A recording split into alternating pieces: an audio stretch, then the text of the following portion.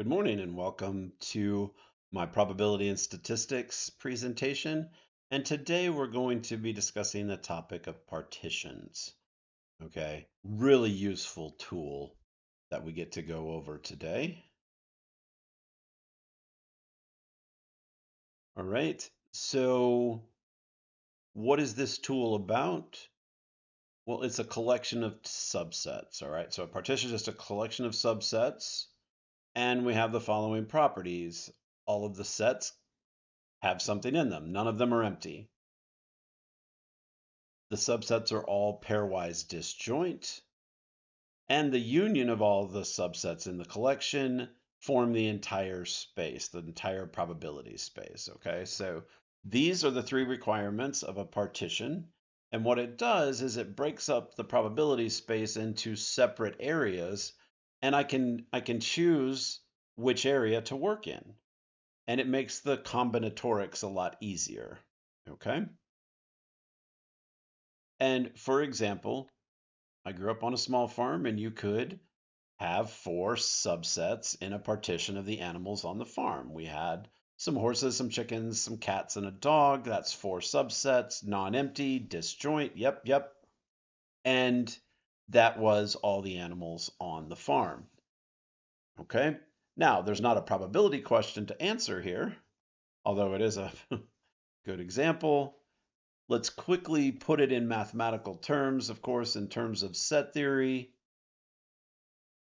All of the subsets in the partition are non-empty. All subsets in the partition are pairwise disjoint, and the union of all the subsets in the collection are the probability space itself. Okay, so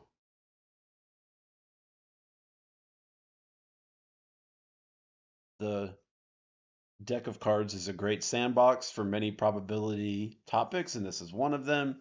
Why? Well, because we have the suits partition, right? There are four suits: spades, hearts, clubs, and diamonds. There's red and black cards, half and half. And we also see the value partitions. So the value partitions, there are 13 different values, and I'm showing the threes. There are four threes, one of each of the suits. Okay, so these are some examples of partitions. And if you aren't familiar with poker, please notice that aces are only used as low cards when we're making a small straight, the five high straight. Normally, the aces are high card. In every instance in poker, the ace is high, except when I need it in this specific hand, a low straight. Okay, so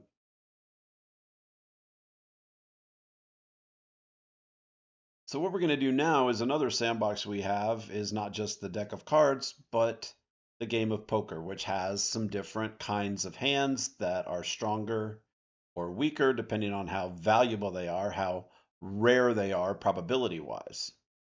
So let's calculate those probabilities, and we'll use partitions to help make sense of it. Okay, so we have one pair, two pair, three of a kind. If you don't know what something like a full house or a straight flush is, I do have some examples for each of these types of hand going forward. But let's first talk about the probability of drawing a pair.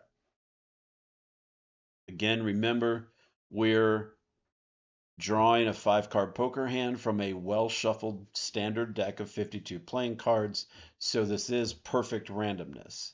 And if we have perfect randomness, then we can start with the value partition, which has 13 subsets, and we can pick the value of the pair, say a 7. And then we have to pick the three other values to go in our hand, right? We have one pair, so we can't match the 7. We have to make sure we don't match the 7. That's why we're picking 12. Choose 3. We're getting 3 different values.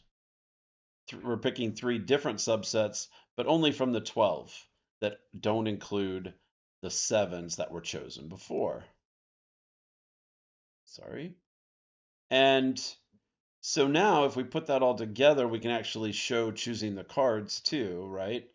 13 choose one is a partition pick. I'm picking from the value partition one of the 13 values, which turns out in this example to be a 7. It could be any of the 13. And then once I've picked that subset, I use 4 choose 2 to pick 2 cards from the 4 cards of that value. Okay, now for the other 3 values, look at this. I have 12 choose 3. That picks the red circles, right? The red subsets that are identified in the picture there. And then inside each one of those 3 red subsets, I have from those 4 values, I pick 1. And I do that 3 times. And of course, the short version uses the exponential notation.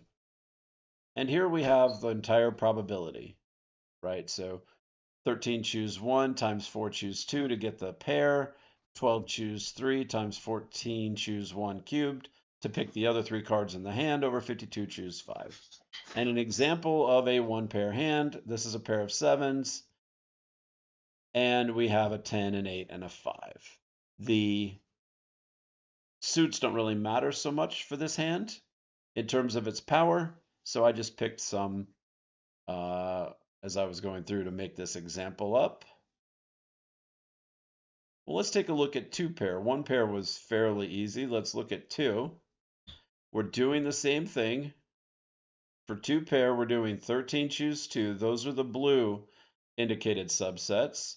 And inside each one of these subsets, there are 4 cards, 4 aces, 4 queens, and we're going in twice. Once into the aces subset and doing a 4 choose 2 to pick 2 of the 4 cards that are aces. And inside the queen subset, we're going in there and picking 2 of the 4 queens. And for the other value, what are we doing? We're doing 11 choose 1, right? Because we're picking again at the partition level with 11 choose 1, but we're making sure we don't pick an ace or a queen. So we're leaving those 2 subsets out and only picking from the 11 remaining subsets. We're picking 1. That turns out to be the 5 that we picked. Inside the 5 subset, the subset of that card value, there are 4 cards that are 5s, 1 of each suit. We pick 1, and you see the whole probability comes together. An example of a hand. This is a really good hand. A pair of aces and queens, so 2 pair, aces and queens, and some other card. Okay, so this is how we're using partitions. Also notice that at the end here, instead of 11 choose 1 times 4 choose 1, that is actually equal to, if you think about it, or run it through your graphing calculator, that's equal to 48 choose 1. Excuse me, 44 choose 1.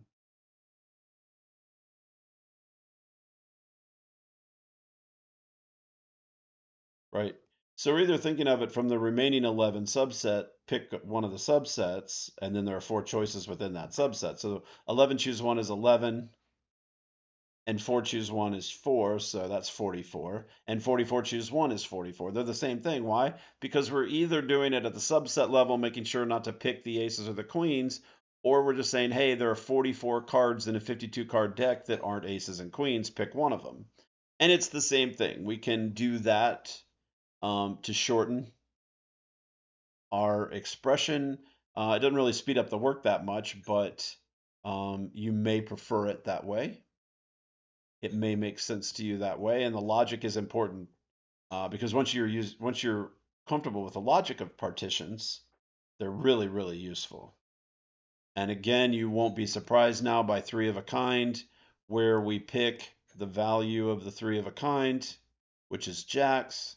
And after we've chosen the jacks, the value partition, right, one of the subsets in the value partition, we have to choose 3 cards of the 4 that are there. And then 12 choose 2. Why? Because we need the reds, right? We need 2 other values to be in our hand, right? We have 3 jacks, we have an 8, and we have a 2. So we're doing 4 choose 1, and we're doing it in 2 different subsets. So we're going to do 4 choose 1 times 4 choose 1. And you see the whole probability here. Okay, so we're going through these quickly, these are pretty straightforward. Let's take a look at something a little different. The probability of a full house. Okay. Now, if you're not familiar with poker, right, here's an example, right? A full house is three of a kind and a pair. Right, I have three of a kind and a pair simultaneously, like for instance, what poker players would call kings full of eights, right? They list the three of a kind first and then the pair, so kings full of eights. And notice how we pick them, right? We pick 13, choose one to get the value that's going to be the three of a kind. And the 12, choose one is a partition pick that picks a different thing to be the two of a kind, to be the pair. Right? So inside the value where we have the three of a kind, we need a 4, choose 3. And I made a mistake here. This is not squared. I did it correctly down here. The probability is right. What are we doing? We're picking a value for the pair, and inside that single partition, we've only picked one of the subsets out of that partition. We're doing a 4, choose 2. So we've picked 3 cards here with the 4, choose 3. We've picked 2 cards here with the 4, choose 2. That's 5. The 13, choose 1 and the 12, choose 1 are partition picking a subset from the partition. Okay? And if we multiply this out on our graphing calculator, we can get the estimated probability.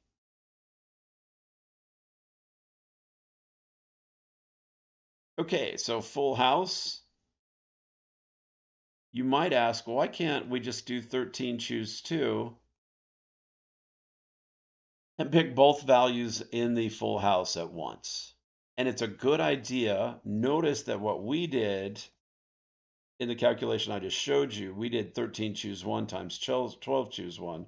So the question becomes, is 13, choose 2 the same thing as 13, choose 1 times 12, choose 1? Well, if we write it out, 13, choose 2 is 13 factorial over 2 factorial times 11 factorial. Okay. And over here, what's this equal to? 13, choose 1 factorial is 13 factorial divided by 1 factorial, which is 1, divided by 12 factorial, times, what's the same thing, the 12 factorial,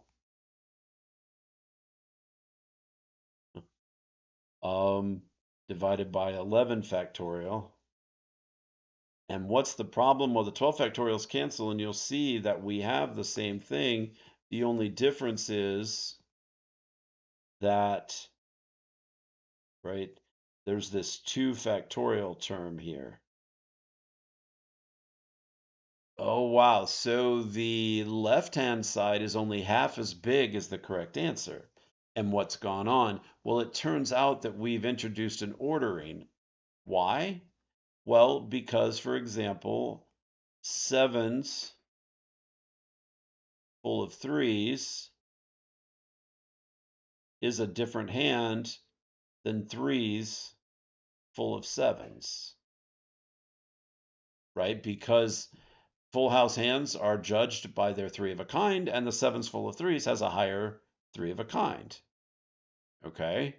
So doing 13 choose 2 just picks the subsets both at the same time, the 7 and the 3. But there are 2 factorial ways that we can choose one of them to be higher. And that's why we are counting half as many as we need to with 13 choose 2. Okay? So something to be wary of, to be careful about going forward. And you can see the 4 of a kind calculation makes sense. Let's just talk through that one. The 13 choose 1 is at the partition level, picking the value that we're going to have 4 of. And then once we've chosen that subset, it's 4 choose 4, which equals 1. There's only one way to pick all 4 cards from the 4 cards that are there. Okay? But then we need another card, so 12 choose 1 picks another value for that card, and then 4 choose 1, we can have any of those values. And again, will some people, instead of doing 12 choose 1 at the end, do 48 choose 1? Yeah. They're the same thing. And it just depends on how you think of it. Am I going to go back to the partition and pick one of the 12 subsets that's not the 4 of a kind, and then pick one from the 4 cards remaining? Or just think of it as, I've already got my 4 of a kind. I'm going to go to one of the other 48 cards in the deck for my 5th card. The probability of a flush we've already seen. The probability of a flush, 4 choose 1, is at the partition level. We're picking one of 4 subsets: hearts, spades, clubs, or diamonds. Once we've picked that suit, that subset in the partition, it's 13 choose 5 over 52 choose 5. Okay, so what about the straight and the straight flush? Well, it turns out that we have to be a little crafty with how we count. You got to know a little bit about the game of poker and how the deck fits together. And it's a really simple concept. It's tricky only when you don't know it. The trick is there are only 10 possible straights, and you can see them listed in order. And I put the smallest ones at the bottom, right? 5 high. Straights are listed by their highest card. So this is a 5 high straight. The next best is a 6 high, then a 7 high, 8 high. And you can see the high card keeps going up until I get all the way to an ace high straight. Okay, so if there are 10 straights, now we can do the rest of the math, right? So let's look at that. So the probability of a straight, the 10 choose 1 is a partition pick, right? From the entire set of 10 different straights, I pick one. And then once I've picked that one, I have to pick 4 cards. And when I'm picking the 8s, for example, there are 4 possible 8s I could have. And when I'm picking the 9s, there are 4 possible 9s. So that's where the 4 choose 1 to the 5th comes from. It's once I've isolated using the partitions which straight I'm picking, then each value in the straight has 4 possibilities. Okay? And a straight flush, this is when all the cards, you have a straight, but all the cards are, say, hearts, or all the cards are, say, spades. All the cards are in the same suit. That's why it's 4 choose 1. That's a partition pick that's choosing which suit we're talking about. And once we've chosen which suit we're talking about, 10 choose 1, there are just 10 possible straights, and there's no 4 choose 1s in there. Why? Well, because we've already chosen which of those 4 values we have to have. If we have a spade flush, then every single card in my hand has to be a spade. There's no 4 choose 1 to pick which of the values I have. Okay? So partitions are extremely useful. Again, notice that we have to watch out about introducing and ordering, like with the full house that I showed you, right? Generally speaking, we're using combinations for things like card picks, but with the full house, it mattered which order. And but other than that little nuance, partitions are pretty straightforward to use and extremely helpful, extremely valuable as a problem-solving tool in probability. Thanks a lot. I hope you guys have a great weekend, and I'll see you on Tuesday back in class.